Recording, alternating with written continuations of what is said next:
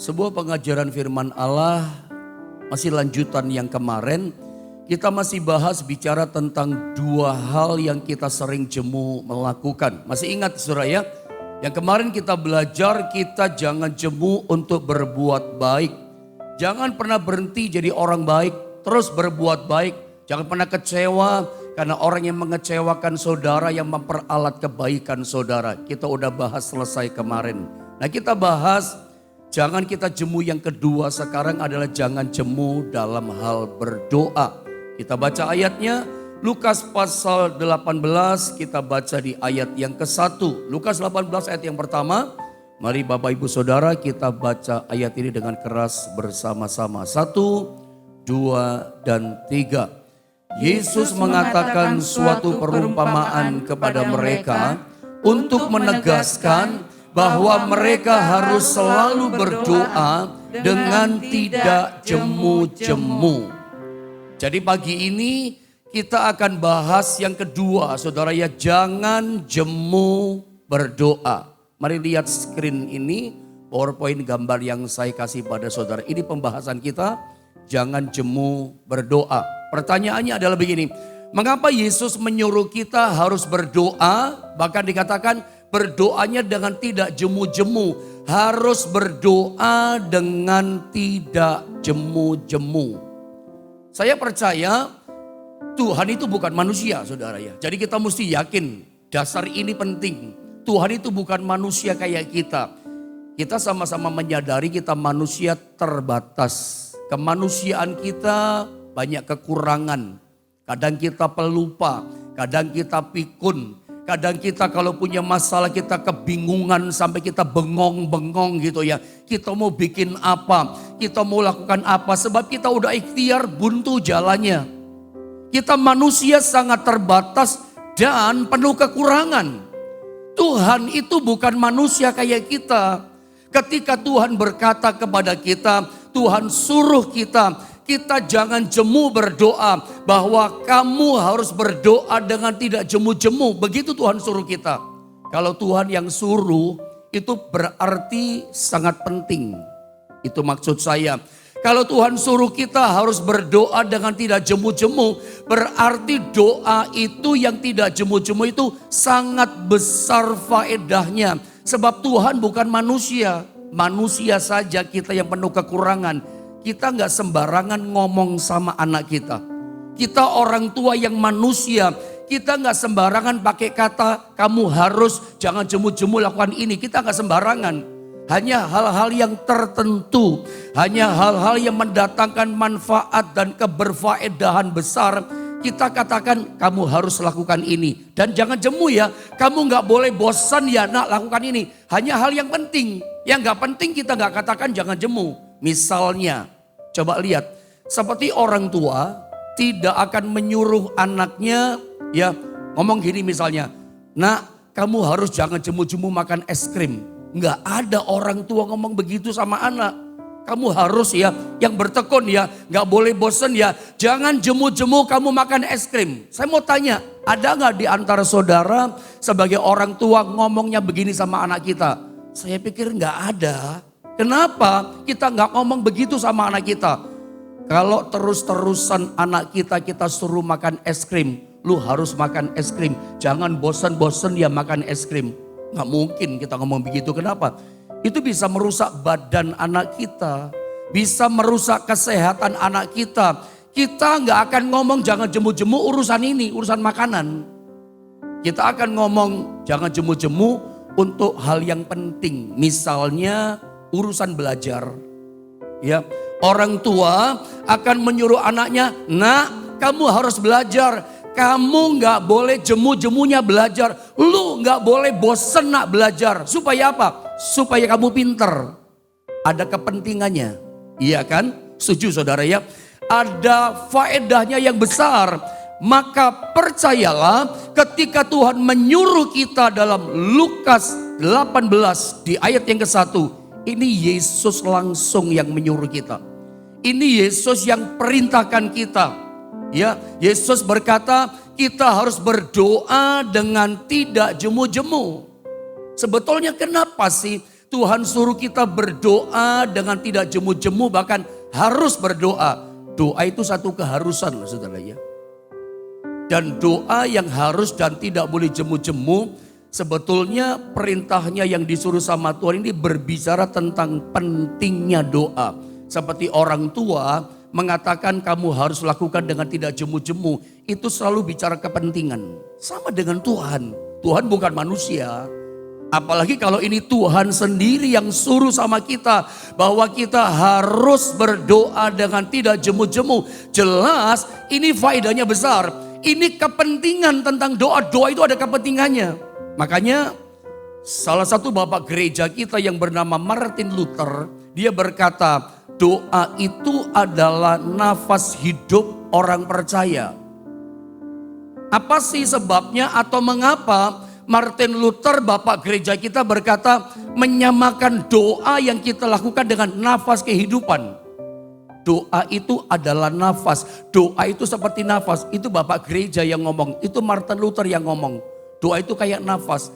Karena kita sama-sama tahu bahwa nafas itu penting. Seperti doa itu penting buat kekristenan kita. Kenapa nafas penting? Ya jelas dong. Kalau kita nggak bernafas, kita berhenti bernafas. Anda berkata, Pak Pendeta, saya bosan Pak bernafas Pak. Ya mati dong kita. Kita kalau nggak bernafas, nggak usah 1 jam, nggak usah lama-lama. 5 menit aja, pencet hidung. Misalnya, maaf saudara ya, pencet hidung 5 menit. Mau nafas lewat mulut, maaf nih, plester mulutnya. Lewat hidung nggak bisa nafas, lewat mulut nggak bisa nafas. Mungkin 5 menit saudara ya, mungkin nggak langsung mati, tapi lemes. Lemes dibiarin, lama-lama apa? Pingsan. Pingsan dibiarin, ya lama-lama mati. Ya, kenapa? Nafas itu penting buat kehidupan kita. Nafas itu harus, sebab ketika kita berhenti bernafas ya mati. Memang gak langsung mati, lemes dulu, lama-lama pingsan mati suri. Ini yang kita lihat di sekitar kita terjadi pada orang-orang Kristen. Kenapa kadangkala kita melihat ada anak-anak Tuhan yang imannya lemes, rohaninya lemes, kekuatan imannya lemes, makanya dia hidup dalam kekalahan, dia hidup dalam kehancuran, bisnisnya hancur, rumah tangganya hancur, tidak punya kekuatan, kemampuan, daya tahan menghadapi persoalan, kalah melulu, hancur melulu. Kenapa? Tidak punya daya tahan, tidak punya kekuatan iman, lemes imannya. Doa itu penting, seperti nafas penting. Kalau kita nggak bernafas, kita lemes. Seperti kita orang Kristen, kita nggak berdoa, ya lemeslah kekuatan iman kita. Dikit-dikit kalah, dikit-dikit mengeluh. Itu tanda-tanda orang yang nggak hidup dalam doa. Yesus berkata kepada kita, kamu harus berdoa dengan tidak jemu-jemu. Itu bicara pentingnya doa. Doa Martin Luther katakan kayak nafas. Nah sekarang kita lihat, saya mau ajak saudara belajar lebih jauh. Mengapa sih kita harus berdoa dengan tidak jemu-jemu seperti perintahnya Tuhan suruh sama kita? Itu bicara kepentingan. Yang pertama, pentingnya doa begini. Doa itu membuat kita mendapat petunjuk Tuhan. Ini penting. Doa itu membuat kita mendapatkan petunjuk Tuhan. Mungkin langsung saja kita baca ayatnya ya. Kisah 1 ayat 24. Ini barangkali ayat yang tidak asing buat kita ya. Ini peristiwa setelah Yudas, rasul yang terakhir itu bendaharanya para murid Yesus itu mati ya. Pecah perutnya. Kita baca dulu deh ayat ini. Kisah 1 ayat 24 sama-sama 1, 2, dan 3. Mereka semua berdoa dan berkata, ya Tuhan, Engkaulah yang mengenal hati semua orang. Tunjukkanlah kiranya siapa yang Engkau pilih dari kedua orang ini. Saudara, ini ada 11 rasul. Yudas sudah mati. Rasul itu adalah orang-orang hebat di masanya itu 2000 tahun yang lalu. Mereka adalah orang-orang yang dipilih oleh Allah. Mereka adalah orang-orang yang diurapi oleh Roh Kudus. Bayangkan Petrus, nanti setelah dia penuh dengan Roh Kudus, dia lewat, orang kena bayangannya sembuh loh. Orang yang punya masalah, begitu didoakan Petrus, mereka mengalami solusi jalan keluar.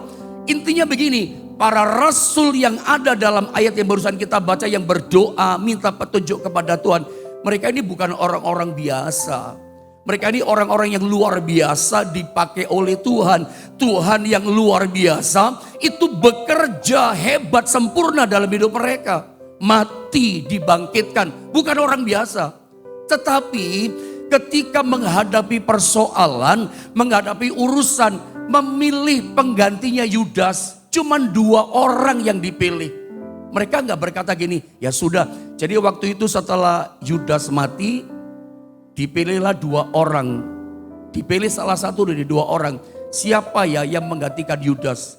Yang satu bernama Matias, yang satu lagi bernama Yustus. Yang satu Matias, yang kedua adalah Yustus. Nah Petrus atau murid yang lain gak berkata gini, ya sudahlah pilih saja Yustus yang ganteng, yang kulitnya putih, biar dia gantikan Yudas. Gak begitu. Atau yang lain Yohanes gak berkata, jangan pilih saja Yustus. Atau Matias pilih dialah karena hidungnya mancung, rambutnya bagus. Mereka gak bilang begitu loh. Mereka gak asal tunjuk. Menarik dalam ayat ini. Para rasul ketika mau memilih 2 di antara 1 rasul yang menggantikan Yudas. Mereka minta petunjuk Tuhan. Dengan cara bagaimana? Berdoa. Makanya Yesus berkata kepada kita, kita itu harus selalu berdoa. Dan doanya gak boleh jemu-jemu. Kenapa?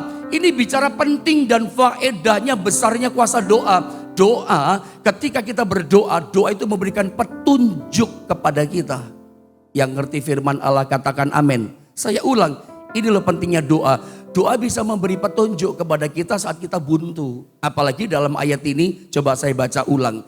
Ada kalimat penting yang saya mau tunjukkan sama saudara. Kisah 1 ayat 24. Mereka semua, berarti para rasul semuanya berdoa dan berkata, ya Tuhan, dalam doanya, Engkaulah yang mengenal hati semua orang. Ada kalimat ini.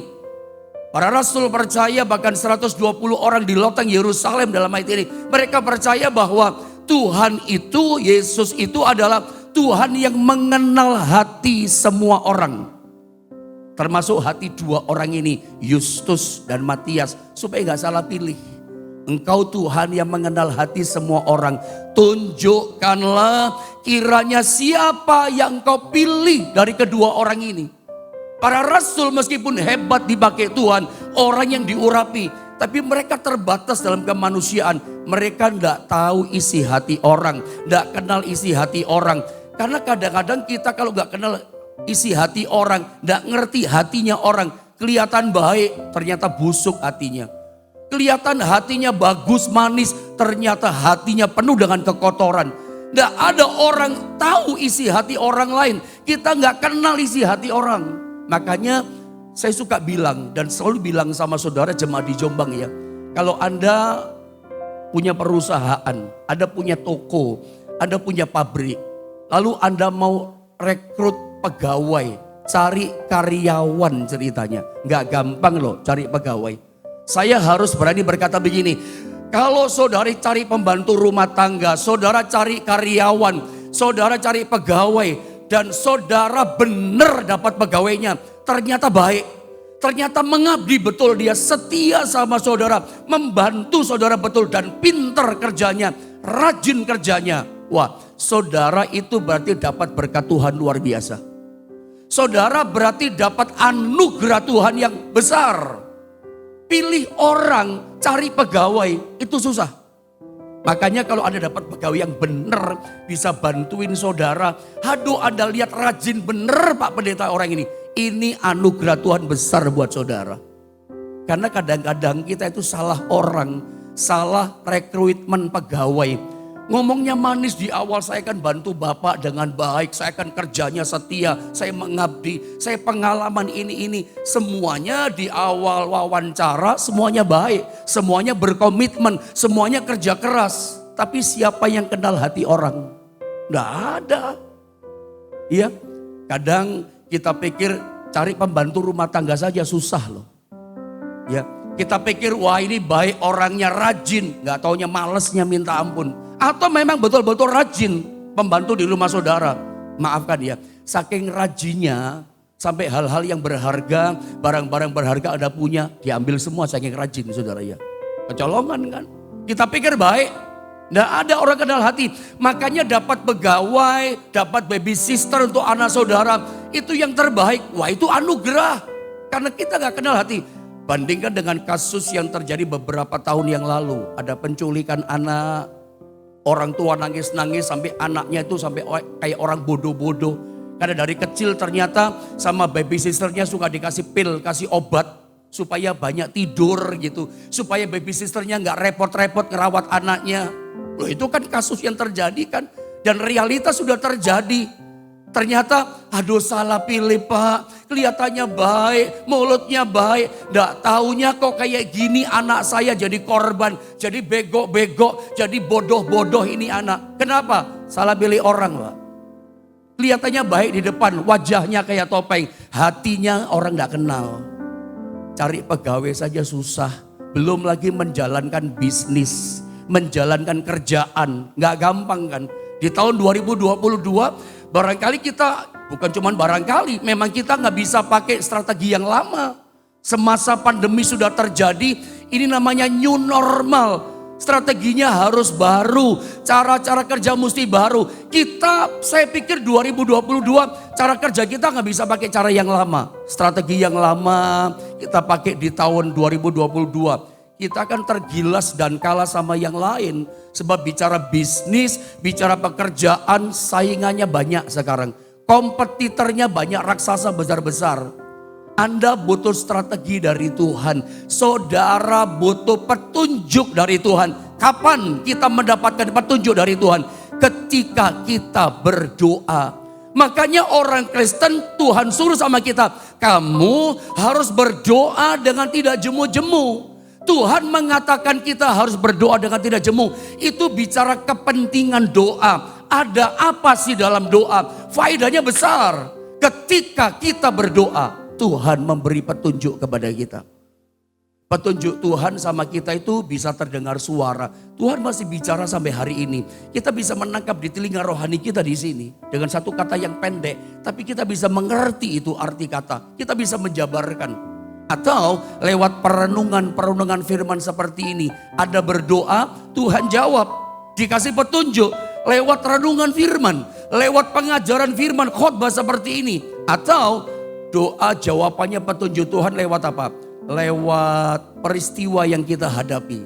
Bahkan saya pernah ketika berdoa pada Tuhan. Minta penyikapan firman. Lucu, Tuhan jawab. Ketika saya nonton TV ada peristiwa di situ. Sebetulnya ceritanya bukan itu. Tapi Tuhan kasih arti di situ. Berdoa, Tuhan kasih petunjuk. Ada macam-macam Tuhan bisa kasih petunjuk. Nah masalahnya ada banyak orang Kristen ketika dia dalam kesukaran, dalam kesulitan. Minta petunjuknya petunjuk pada yang salah. Maafkan terus terang saya berkata. Ada orang minta petunjuk orang Kristen pada orang pinter, pada paranormal, pada dukun dan segala macam. Ini kan ada minta petunjuk yang salah. Apakah saudara tidak percaya bahwa sampai hari ini di zaman modern Tuhan tetap bisa kasih petunjuk kepada kita? Saya mau tunjukkan satu contoh di dalam 1 Tawari pasal 14, coba multimedia, ayat 13 sampai dengan ayat 15 ya. Saya baca ya. Ketika orang Filistin menyerbu sekali lagi di lembah itu. Berarti ini orang Filistin menyerbu yang untuk kedua kalinya. Di lembah yang sama, lembah Refaim. Nanti tolong Anda baca di rumah di kisah ayat sebelumnya. Jadi ketika Daud dia diurapi, ditabiskan jadi raja atas seluruh Israel. Orang Filistin gak suka. Di awal dia diurapi, di awal pemerintahannya langsung mau diserbu, langsung mau ditangkap, langsung mau dibunuh sama orang Filistin. Supaya lumpuh kekuatan Israel. Begitu dilantik baru mau memerintah. Langsung diserbu dengan Filistin dengan tentara kekuatan penuh. Dan Anda tahu dalam cerita ini karena Goliat kan sudah dikalahkan oleh Daud kan. Jadi mereka ketir-ketir. Lah yang mimpin Israel kok Daud bukan Saul. Saul udah mati, Daud yang diurapi. Makanya mereka ketakutan. Begitu baru berdiri jadi raja, langsung dihantam, langsung diserang. Dengan kekuatan penuh di lembah Refaim. Dalam kisah yang pertama, Daud datang berdoa kepada Tuhan, minta petunjuk. Baca di rumah ya. Tuhan, apakah aku harus maju melawan mereka? Tuhan katakan, maju Daud. Lalu Daud tanya lagi, apakah Tuhan memberikan tentara Filistin kau serahkan ke dalam tanganku? Ya Daud, aku serahkan mereka ke dalam tanganmu. Daud maju perang, menang di lembah Refaim. Nah, ketika tentara Filistin kocar-kacir banyak mati lari, besoknya datang menyerang lagi di lembah yang sama kedua kali di ayat 13. Nah sekarang kita lihat ayat 14. Ketika datang musuh lagi, apakah Daud langsung menyerang? Dengan cara yang sama kayak kemarin yang pertama kali, dengan strategi yang sama kayak kemarin? Enggak, dia gak langsung menyerang. Dia berdoa minta petunjuk. Mari kita lihat ayat yang 14. Maka bertanyalah lagi Daud kepada Allah. Gak langsung main selonong, gak sembrono ini orang. Tanya lagi, berdoa kepada Tuhan. Lalu Allah menjawab. Selalu ketika kita berdoa, Tuhan menjawab, memberikan petunjuk. Bisa lewat suara Tuhan, bisa lewat peristiwa dan segala macam. Apa jawaban Tuhan? Janganlah maju di belakang mereka. Kemarin nyerangnya di belakang. Tapi Tuhan sekarang jangan pakai cara yang kemarin, pakai cara yang baru. Bagaimana petunjuknya? Tetapi buatlah gerakan lingkaran terhadap mereka, melingkar. Sehingga engkau dapat menyerang mereka dari jurusan pohon-pohon kertau. Bisa menyerang dari segala jurusan. Buat gerakan melingkar. Jangan dari belakang kayak kemarin, nanti kamu kalah. Dikasih petunjuk sama Tuhan. 15, mari sama-sama kita membaca. 2, 3. Dan bila engkau mendengar bunyi derap langkah di puncak pohon-pohon kertau itu, maka haruslah engkau keluar bertempur, sebab Allah telah keluar berperang di depanmu untuk memukul kalah tentara orang Filistin. Kita lihat contoh yang indah tentang Daud. Dia minta petunjuknya bukan sama yang lain. Jadi kita mengerti satu rahasia. Kenapa Daud dalam menghadapi pertempuran kehidupannya, dia selalu menang. Hampir-hampir tidak pernah kalah. Hampir-hampir dalam peperangan Daud dia tidak pernah gagal. Kenapa? Sebab Daud punya penasehat. Dan penasehatnya luar biasa. Siapa penasehatnya Daud? Tuhan penasehatnya Daud. Dia selalu dapat petunjuk, ini loh caranya. Hidup itu gak gampang sekarang. Kerja di zaman sekarang juga gak gampang. Kompetitornya banyak, saingan-saingan lebih besar, pemodal besar juga banyak. Tapi saya percaya kalau saudara sebagai seorang bisnismen, kita hamba-hamba Tuhan dalam melayani Tuhan. Di tahun ini pun kita perlu petunjuk Tuhan. Strategi-strategi yang baru dari Tuhan. Supaya semuanya berhasil dengan baik. Kita butuh penasehat. Kapan kita dapat petunjuk nasihat Tuhan? Ketika kita berdoa. Pantesan Tuhan sendiri yang menyuruh kepada kita. Kamu harus selalu berdoa. Dan jangan pernah bosan jemu berdoa. Sebab ketika kita dalam kesukaran. Ketika kita berdoa minta tolong sama Tuhan. Tuhan memberikan petunjuk kepada kita. Yang percaya katakan amin. Haleluya. Saya berdoa pagi ini. Ketika kita berdoa yang saudara jalannya buntu. Saudara punya masalah. Anak saudara mau kuliah. Atau masalah yang lain, sakit penyakit kita. Urusan ke dokter mana. Saya pikir juga butuh petunjuk Tuhan. Bukan saya meremehkan dokter. Salah dokter juga kan ya masalah nanti gak cocok saudara ya. Semua butuh petunjuk Tuhan. Karena nasihat yang terbaik. Nasihat yang paling luar biasa ajaib. Itu nasihat yang datangnya dari sorga, dari Tuhan. Kerjaanmu akan menjadi baik tahun ini. Apa yang kamu kerjakan, itu kalau memang datangnya dari petunjuk Tuhan, klik pasti luar biasa. Makanya Anda yang mulai berhenti berdoa, bosan, saya udah bosan berdoa. Kadang-kadang orang bosan berdoa, kenapa sih? Dia doa-doa gak dijawab-jawab. Makanya kalau Anda berdoa, gak ada jawaban, saudara jangan tenang-tenang ya. Saya ulang. Kalau Anda selama ini berdoa dan doamu gak dijawab, gak ada jawaban, saudara jangan tenang-tenang loh. Nanti lama-lama saudara pikir gini, nah itu orang lain juga gak dijawab, saya juga gak dijawab. Anda pikir doa tidak dijawab itu biasa. Nanti lama-lama Anda pikir, kayaknya masalahku lebih besar daripada kuasa Tuhan deh. Kayaknya zaman sekarang doa gak ada gunanya deh. Ngambrak kemana-mana. Anda pikir masalahmu lebih besar daripada kuasa Tuhanmu. Makanya ketika saudara berdoa gak ada jawaban. Doa tidak mendatangkan keajaiban. Itu lama-lama bisa bikin orang jadi boring. Jadi bosen. Jadi berhenti dan tidak berdoa. Makanya jangan dibiasakan ketika ada berdoa. Gak ada jalan keluar, gak ada jawaban. Anda pikir biasa itu. Koreksi loh. Jangan-jangan kita yang gak bener. Jangan-jangan ada masalah sama kita kok sampai Tuhan gak tolong kita. Jangan dibiasakan doa gak ada jawaban, dia gak biasa. Nanti Anda lama-lama pikir doa gak ada kuasanya. Lama-lama Anda pikir Tuhan tidak ada, Tuhan tidak hidup. Sampai hari ini saya mau tegaskan, Tuhan kita berkuasa. Dia hidup dan dia sanggup menolong dan memberikan petunjuk dalam setiap doa yang saudara naikkan kepada Tuhan. Yang percaya katakan amin. Jangan berhenti berdoa.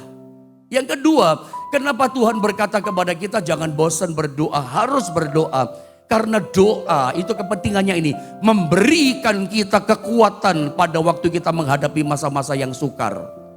Langsung kita baca ayatnya. Lukas 21 ayat 36. Doa itu memberi kekuatan, power kepada kita saat kita gak berdaya hadapi kesukaran. Ayo sama-sama kita baca Lukas 21 ayat 36. 1, 2, dan 3. Berjaga-jagalah senantiasa sambil berdoa. Supaya kamu beroleh apa? Kekuatan untuk luput dari semua yang akan terjadi itu. Dan supaya kamu tahan berdiri di hadapan anak manusia. Hadapi masalah, hadapi kesukaran, tetap berdiri teguh di hadapan Tuhan. Bagaimana caranya coba? Bukan lemah, bukan loyo, bukan lemas iman kita, bukan lari dari masalah. Tapi dengan kekuatan Tuhan tetap berdiri teguh. Kita bisa berani hadapi masalah kita. Bukan melarikan diri. Bukan minum baygon bunuh diri. Tapi tetap kuat hadapi masalah. Dari mana kekuatannya? Dari kuasa doa. Ayat ini berkata begini, coba tahan sedikit ayatnya ya. Berjaga-jagalah senantiasa sambil berdoa. Berjaga itu berarti tetap berdoa, tekun berdoa, jangan berhenti berdoa, jangan jemu berdoa, terus berjaga dan berdoa. Supaya apa? Supaya kamu beroleh kekuatan. Kekuatan untuk apa? Untuk luput dari semua yang akan terjadi. Ini bicara kesukaran. Hidup ini ada banyak kesukaran yang kita hadapi, ada banyak tantangan. Nah kita butuh kekuatan ini. Kapan kekuatan datang? Saat kita berdoa. Jadi saya justru ketika lihat ayat ini, baca ayat ini, seperti Tuhan singkapkan begini. Doa itu seperti kayak orang ngecas baterai.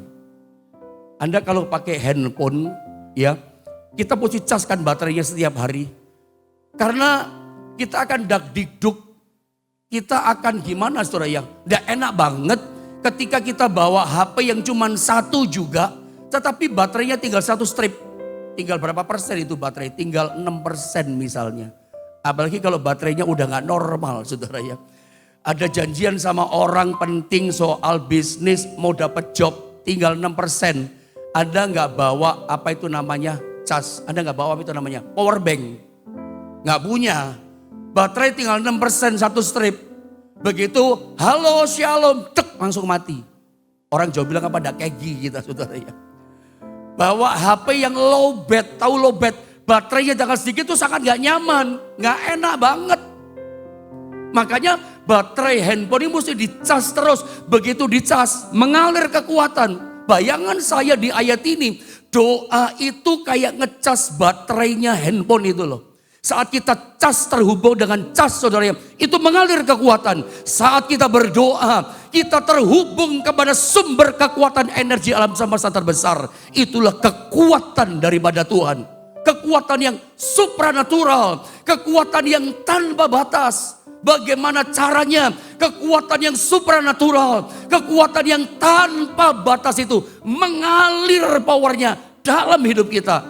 Ya gak boleh cuma berdoa. Doa itu mengalirkan kekuatan. Kita jadi kuat ketika kita berdoa. Ada banyak orang lari dari masalah, kenapa? Gak kuat hadapi masalah, sampai ada bunuh diri. Saya berdoa pagi ini, Anda bukan jadi orang yang pengecut lari dari masalahmu. Hadapi padang gurunmu, hadapi masalahmu dengan apa? Dengan doa. Sebab dengan berdoa, saudara akan dapat kekuatan yang luar biasa. Saya sebetulnya masih mau terangkan di sini, tapi saya mau selesaikan yang di 3. Saya tahu sementara saya sampaikan firman Allah ini, ada di antara saudara yang membutuhkan bagian ketiga ini. Saudara sedang membutuhkan yang namanya mujizat. Sebab ternyata doa itu memberikan petunjuk.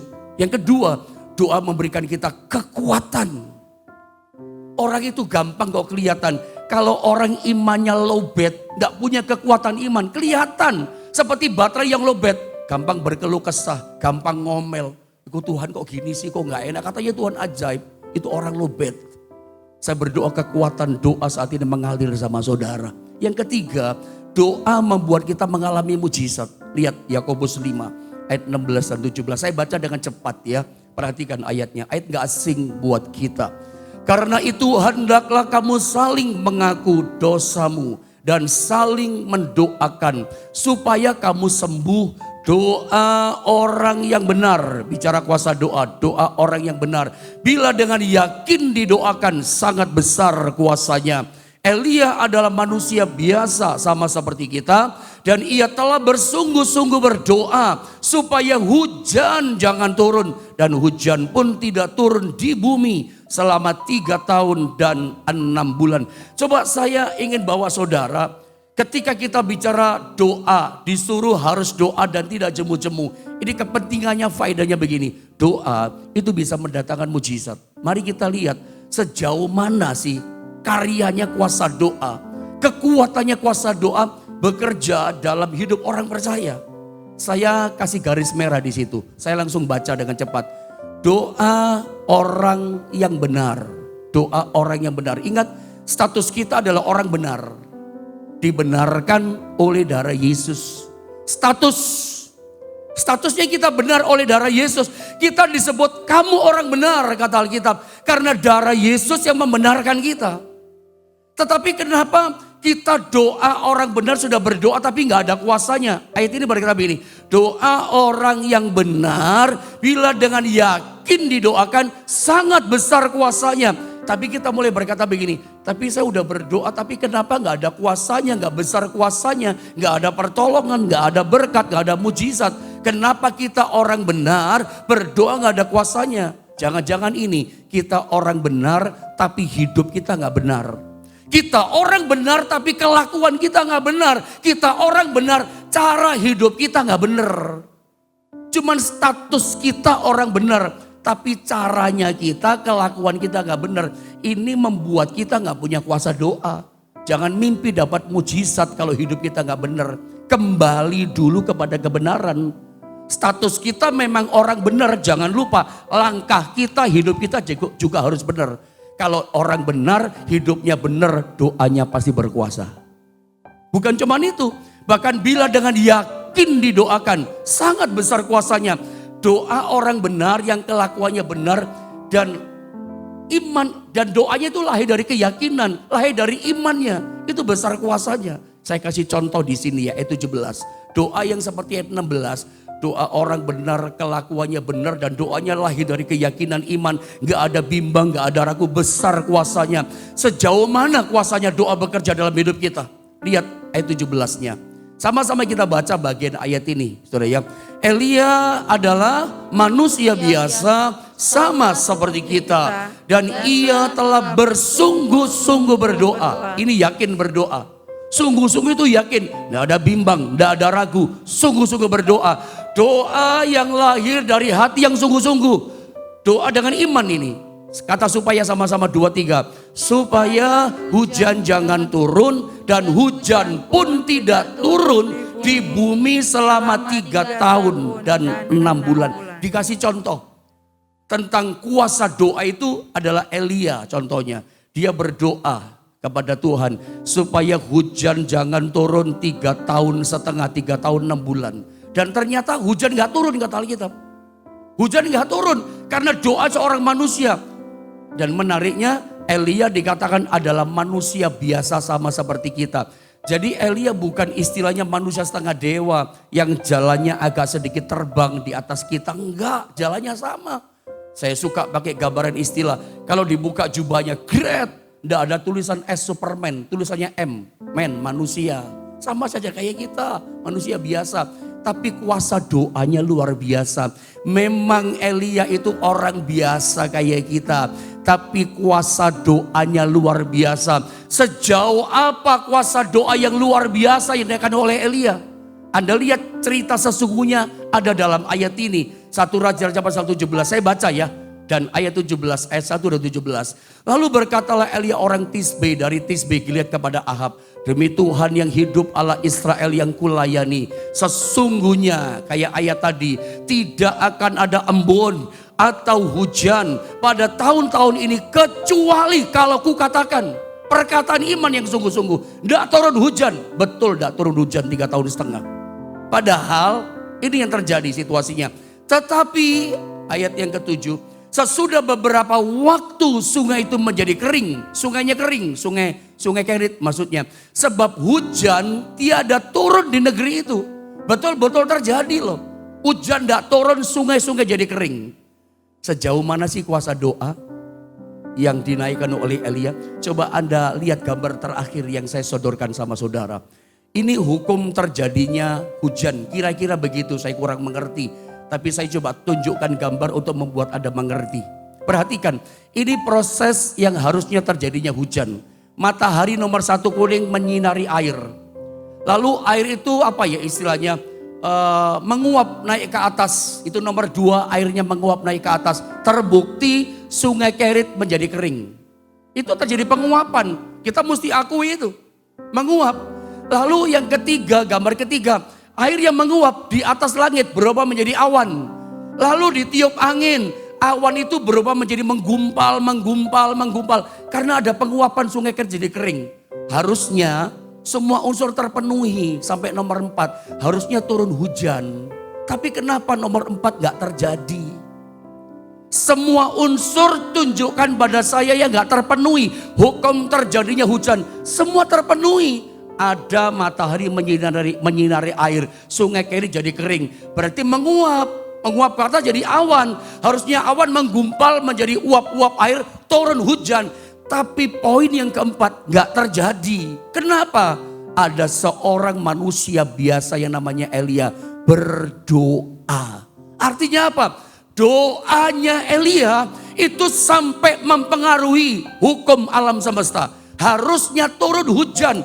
Prosesnya terpenuhi kok. Sungai Kerit kering menguap kok. Tapi gak turun hujan. Semuanya berubah karena kuasa doa. Sampai alam semesta berubah. Masa iya? Sampai hukum alam semesta bisa berubah. Masa masalah hidupmu sendiri gak bisa berubah. Kesukaran kita gak bisa berubah oleh doa. Makanya Yesus berkata begini, kamu jangan berhenti berdoa dalam kesukaranmu. Kamu harus tetap berdoa dengan tidak jemu-jemu. Tapi saya belum ditolong, belum dijawab. Tuhan katakan, jangan jemu berdoa. Jangan berhenti berdoa, sebab pada waktu kita berdoa. Kalau doanya orang benar, hidupnya benar. Dan doa lahir dari keyakinan, kesungguhan imannya. Doa itu akan melahirkan mujizat. Seberapa besar jauh kuasa mujizat. Alam semesta sampai terpengaruh. Sampai tidak turun hujan karena ada doanya Elia. Alam semesta bisa berubah. Apalagi masalahmu masa gak bisa berubah. Rumah tanggamu masa gak bisa berubah.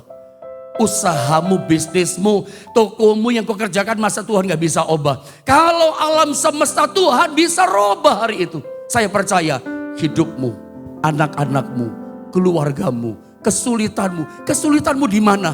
Saya berdoa pagi ini dan Anda berdoa. Di situ Tuhan akan rubah situasinya. Yang kekurangan diberkati, yang sakit disembuhkan, yang susah diberikan sukacita, yang menderita kau diberikan bahagia oleh Tuhan. Oleh kuasa doa, doa memberikan mujizat dalam hidup kita.